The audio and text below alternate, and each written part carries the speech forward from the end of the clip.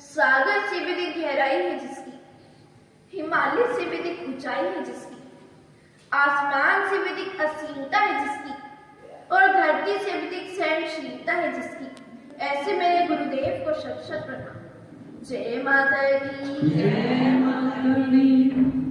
Enter in this new year with lots of positivity and thoughts of good.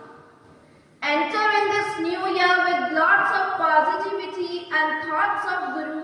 May all the luck and fortune come to you with the blessings of the Guru. एक बार एक गुरुदेव महाराज अपने भगत के साथ दूसरे गांव में किसी कार्य से और उपदेश देने के लिए जा रहे थे, और जिस रास्ते पर वो जा रहे थे उस रास्ते पर बहुत सारे गड्ढे थे। गुरुदेव देखते हैं कि एक व्यक्ति जगह जगह पर गड्ढे खोद रहा है, और गुरुदेव महाराज उस व्यक्ति के पास जाते हैं और उससे बड़ी ही विनम्रता से, बड़ी ही प्रेम से उससे पूछते हैं कि भाई तुम ये क्या कर रहे हो, कि जगह जगह पर गड्ढे क्यों खोद रहे हो, कि अगर कोई भी राहगीर आएगा, कोई भी व्यक्ति आएगा तो उसे रास्ता पार करने में बड़ी कठिनाई होगी, परेशानी होगी, तो दूसरों को क्यों कठिनाई पहुंचा रहे हो, ऐसा कर्म क्यों कर रहे हो।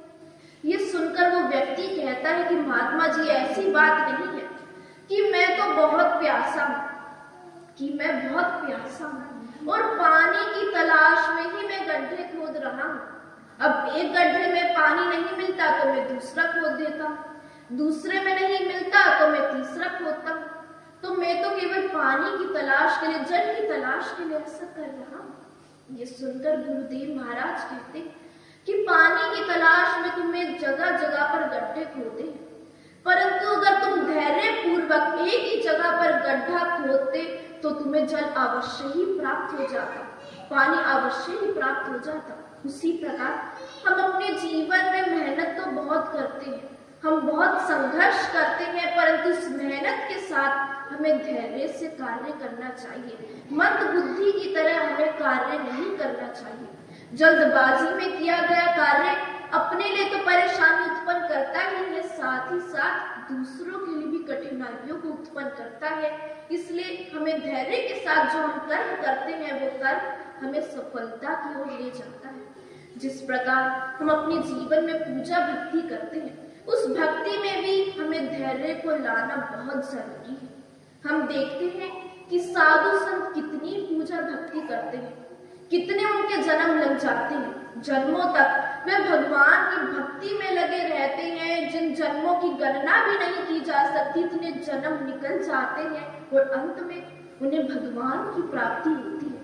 इसलिए भक्ति में भी हमें धैर्य को लाना बहुत ज्यादा जरूरी है। और गुरुदेव महाराज सदैव कहते हैं कि जहाँ पर धैर्य होता है, जहाँ संतुष्टि होती है, जहाँ पर शांति होती है, वहां पर हमें भगवान अवश्य ही मिल जाते हैं, उनके दर्शन अवश्य होते हैं। जय माता की।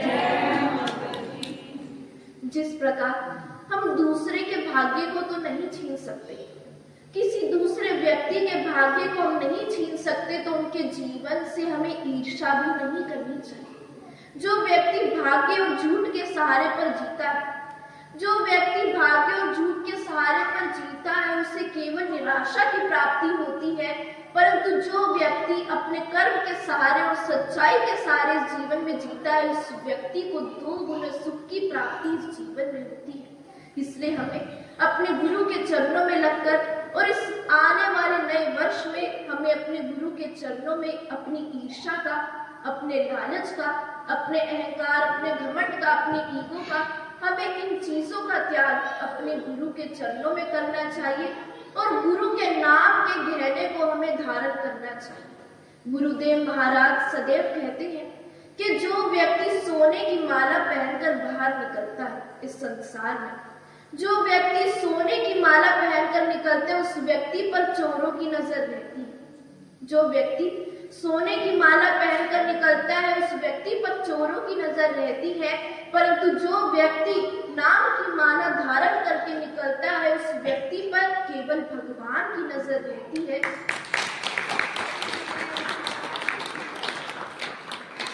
केवल भगवान की कृपा दृष्टि रहती है। इसलिए साधु संत सदैव अपने भगवान के नाम को धारण भगवान के नाम से ही अपने जीवन को सजाते हैं और इस संसार में रहते हुए भी संसार से दूर होकर भगवान की नजरों में चमकते हैं।